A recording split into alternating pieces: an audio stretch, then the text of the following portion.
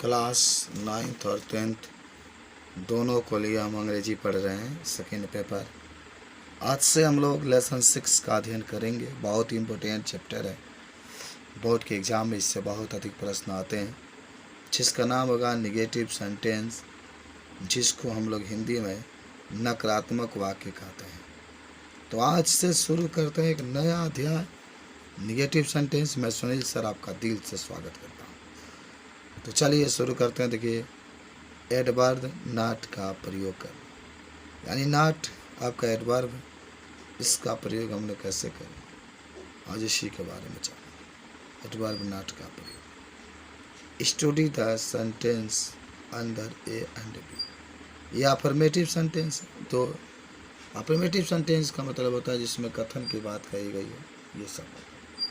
और निगेटिव का मतलब होता है जिसमें नॉट आ गया। देख रहे हैं, कोई भी वाक्य चाहे किसी भी टेंस में, अगर उसमें नॉट आ गया तो आप सीधे कहेंगे कि वाक्य जो है निगेटिव सेंटेंस में। और जिस वाक्य में अगर नॉट नहीं आया होगा उसको हम लोग कहेंगे अफर्मेटिव सेंटेंस। जरा देखिए, और किसी भी वाक्य को अगर निगेटिव बनाना है, इतना याद रखेंगे, तीसरे नंबर पर नॉट आता है, यानी सहायक क्रिया के बाद आप नॉट का इस्तेमाल करेंगे, जो आप पीछे पढ़ करके आएंगे।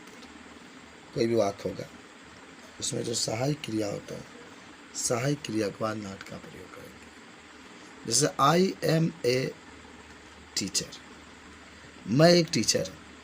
आप इसको निगेटिव बनाएंगे तो टोटल बातें वही रहेंगी, बस एम के बाद नॉट रहेंगे, बाकी वाक्य में कोई परिवर्तन नहीं। तो इसका दूसरा जो होगा, इसका जो होगा, I am not a teacher, मैं एक अध्यापक नहीं।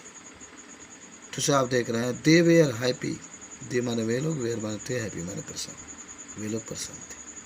लेकिन अगर आप नेगेटिव बनाते हैं ना, तो जो वेयर होगा उसके बाद से नॉट लगेगा। They were not. He is tired, वो थका है, ही इज टायर्ड। नेगेटिव में बनाएंगे तीसरा नंबर, तो ही इज नॉट टायर्ड। उसके बाद से माई फ्रेंड हैज ए कार, मेरे मित्र के पास एक कार है। इसको भी अगर नेगेटिव में बनाएंगे तो my friend has not a car. समझना बाबू। I have got a big house, मैंने एक बहुत बड़ा घर खरीदा पाया, तो आई हैव नॉट। देखिए, यहाँ पर एपोस्ट्रोफी का चिन्ह लग गया, जिसके कारण यहाँ पर यन छूट गया है, नहीं तो आपका यन लिखा जाता। एक और आपका वाक्य है, वी हैड इनफ मनी, मेरे पास पर्याप्त धन है। जब आप इसका नेगेटिव बनाएंगे तो वी हैड नॉट छूट गया बालक, यहाँ पर नॉट लिख देंगे, वी हैड नॉट इनफ। तो हम लोगों ने कुछ सीखा, ऐसे वाक्यों से कुछ जाना, पहचाना। मैं आपको पढ़ के बताता हूँ कि ए के अंतर्गत वाक्य अफर्मेटिव सेंटेंस में तथा बी के अंतर्गत निगेटिव सेंटेंस में। और अफर्मेटिव सेंटेंस के क्रिया बी तथा हैव के रूपों में am, is, were, has, had का से बने सभी क्रियाएं फुल वर्ग। बी के अंतर्गत वाक्य नेगेटिव सेंटेंस में प्रत्येक नेगेटिव सेंटेंस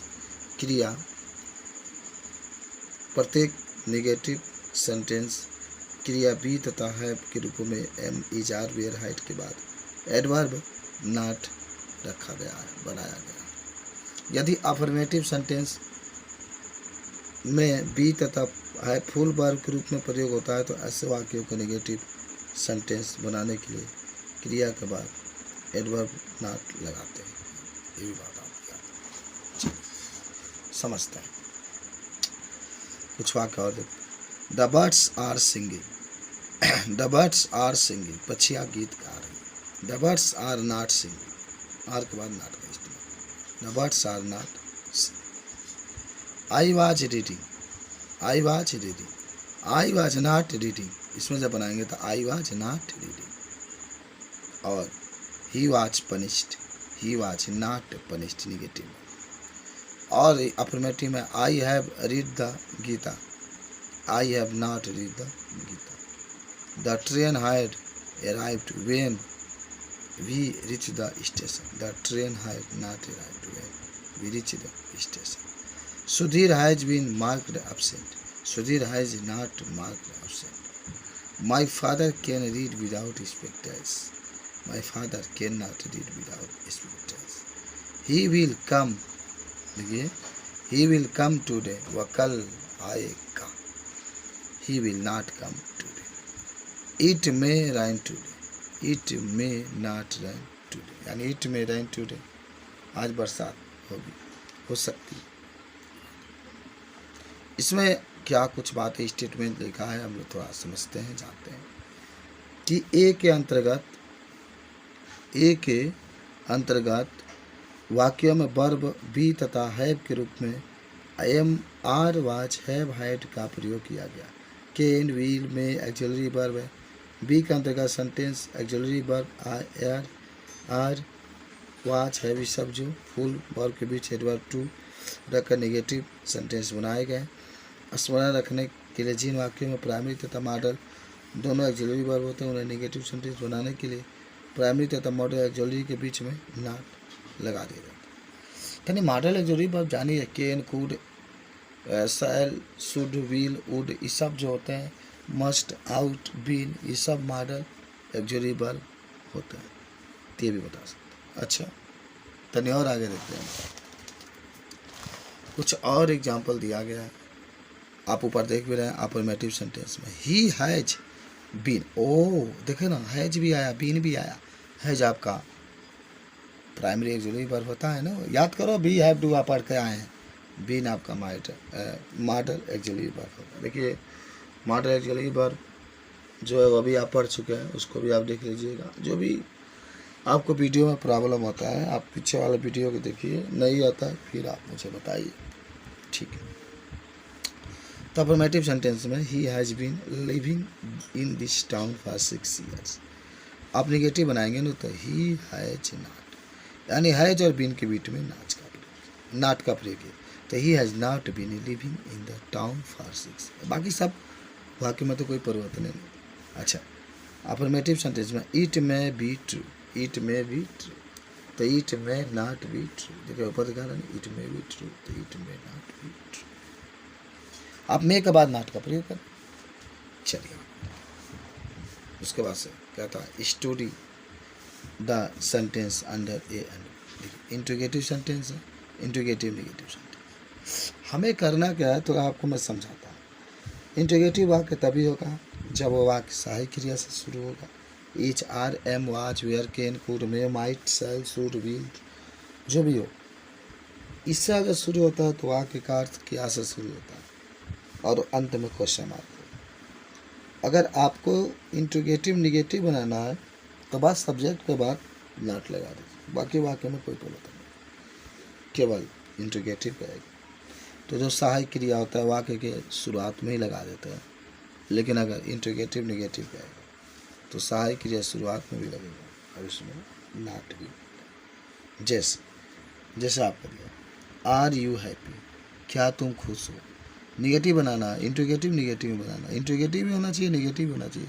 तो आर यू नॉट हैप्पी। दूसरा है हैव यू ए काउ, क्या तुम्हारे पास एक गाय है। आप इसको इंट्रोगेटिव निगेटिव बनाएंगे तो हैव नॉट ओ या हैव यू नॉट, जो आपकी इच्छा हो। तीसरा आपका दिया गया है इज ही कमिंग टूडे, तो is he not coming today. चौथा है was the thief caught, was not the thief.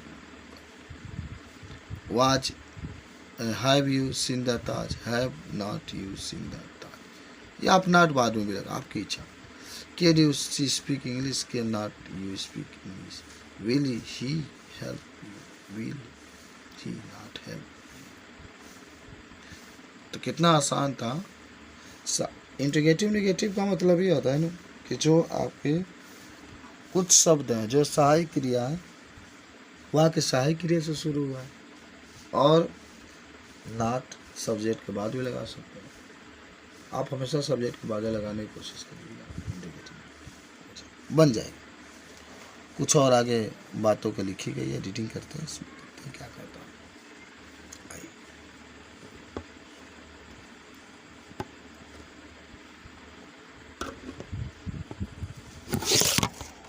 तो कुछ और बातों को आज हम लोग रीडिंग करते हैं। कहता है कि यहाँ पर देख रहे हैं कि फुल वर्ब बी, हैव या axillary verb B have will can say बने अफर्मेटिव सेंटेंस को सब्जेक्ट तथा फुल वर्ब बी हैव या सब्जेक्ट तथा एक्सिलरी को इन्वर्सियन करके इंट्रोगेटिव सेंटेंस में बदलते हैं। अतः ऐसे वाक्य को निगेटिव बनाने के लिए सब्जेक्ट के बाद केवल नॉट रखने की आवश्यकता होती है, तो इंट्रोगेटिव निगेटिव। तो मैं आपको लगातार कह रहा हूँ कि कोई वाक्य है, अगर वह इंट्रोगेटिव में है तो सहायक क्रिया से शुरू हुआ है। अगर आप उसको इंट्रोगेटिव निगेटिव में बनाना चाहते हैं तो उसको हेल्पिंग वर्ब के साथ नॉट भी लगा दीजिए। चलिए आगे बढ़ते हैं, कुछ और एग्जाम्पल देखते हैं। Primary auxiliary verb, Mohan plays cricket. बाबू एक बात जरूर याद रखें, जब भी प्लेज की बात करेगा ये प्रेजेंट इंडिफिनिट में होगा, डू या डच का प्रयोग करके ही नॉट लगाए।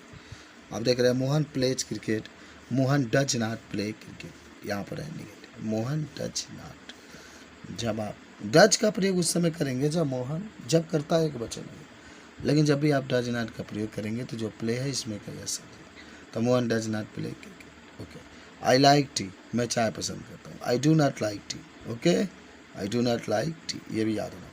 ही किल्ड, देखिए ये पास्ट इंडिफिनिट में, क्योंकि किल्ड है वर्ब का दूसरा रूप है, कहता है कि किल्ड द स्नेक। आप इसको अगर निगेटिव बनाते हैं तो he did not kill the, did not का इस्तेमाल होगा और जो वर्ब किल्ड देख रहे हैं तो वर्ब के पहले रूप में आपका इस्तेमाल हो जाएगा, किल हो जाएगा। तो he did not kill the snake. 4 number, mister Sharma looks angry. Mister Sharma looks angry, yes लगाए, यस लगाए तो डज नॉट का प्रयोग करेगा। Mister Sharma does not look angry. We do not homework regular, तो वी डू, ओके यहाँ पर दिया वी डू आवर होमवर्क, तो we do not do your homework regular. ठीक है, देखिए आपको नॉट लगा देना है बस, निगेटिव बनता। लेकिन अगर एक बात फिर बता दें, वाक्य प्रेजेंट इंडिफिनिट टेंस में होगा जब भी आप बनाएंगे डू या डच का ही प्रयोग करेंगे। कैसे आप समझेंगे कि डू और डच का प्रयोग, उसमें सहायक क्रिया तो होगा नहीं, सीधा वर्ब का पहला रूप, तो आप डू का इस्तेमाल करें या डच का इस्तेमाल, उसके साथ नॉट भी लगा, ये बात आप याद रखें। चलिए आगे बढ़ते हैं। उसके बाद से primary auxiliary verb do not के अंतर्गत दिए हुए अफर्मेटिव सेंटेंस एडवर्ब नॉट में दिए हुए अफर्मेटिव सेंटेंस भी नहीं। प्राइमरी एक्सिलरी डू नॉट के अंतर्गत दिए हुए अफर्मेटिव सेंटेंस में न तो फुल वर्ब बी है और न auxiliary be will can eat. Full verb be को छोड़कर से सभी full verb play like to eat से बने अफर्मेटिव सेंटेंस को निगेटिव सेंटेंस बनाने के लिए एक्सिलरी डू की आवश्यकता होती है। वाक्य के टेंस और सब्जेक्ट के पर्सन में नंबर के अनुरूप ही एक्सिलरी डू के रूप में डू डज डिड तथा नो फुल वर्ब बेस यानी फॉर्म प्ले लाइक डू का प्रयोग से पहले होता है और वाक्य को अपने में रखा जाता है। Present tense third person subject यानी जैसे मोहन ही सी इट सब ठहरे किसी का नाम भी के साथ डज और से सभी सब्जेक्ट के साथ डू का प्रयोग। पास्ट टेंस में सभी पर्सन और नंबर में के साथ सब्जेक्ट के साथ डिड का ही प्रयोग करते हैं। 4 सब्जेक्ट आपका एक वचन चाहे बहुवचन में हमेशा आप डू का ही इस्तेमाल करते हैं। चलिए आगे बढ़ते हैं। कितना लाजवाब और कितना आसान है, आप चाहें तो इसको कुछ और एग्जाम्पल का अध्ययन करते हैं तब हम लोग एक्सरसाइज बनाने के लिए चलेंगे। देखिए कहता है study the following sentence under A and B. ये इम्परेटिव सेंटेंस है वाला। इम्परेटिव सेंटेंस आप पढ़े भी होंगे, पढ़ के आए भी होंगे। इम्परेटिव सेंटेंस वह सेंटेंस होता है जिसमें कर्ता नहीं होता। तो इम्परेटिव सेंटेंस को निगेटिव बनाने के लिए मैं आपको एक बार फिर कहता हूँ कि डू नॉट का हमेशा इस्तेमाल किया जाता है। कभी भी इम्परेटिव सेंटेंस हो उसको बनाना होता है हमेशा डू नॉट का ही इस्तेमाल। ओके, जैसे कहा है कि please wait for me, please wait for me. आप इसको इम्परेटिव बनाएंगे तो प्लीज पहले वैसे ही लिखेंगे और वर्ब वेट जो देख रहे हैं इसका पहले डू नॉट का प्रयोग करेंगे। तो please do not wait for.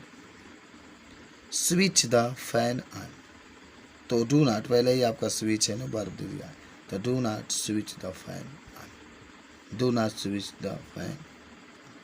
जब भी आपका इस्तेमाल प्लीज़ अगर होगा ना, हाँ, तो प्लीज़ के बाद ही आप डू नॉट या जो भी do not he does not का प्रयोग कभी नहीं होता है इसमें, ये बात जरूर याद है, हमेशा डू नॉट का इस्तेमाल। ठीक है, एक्सरसाइज तो पहले हम लोग देख लेते हैं बी हॉनेस्ट, ईमानदार बनो। तो आप इसको बनाना चाहते हैं तो do not do not be honest, ईमानदार मत बनो। तो इस तरीके से ये थ्योरी थी जो हम लोगों ने पढ़ा। अब हम लोग नेक्स्ट वीडियो में जो एक्सरसाइज होगा उसको सॉल्व करेंगे। धन्यवाद।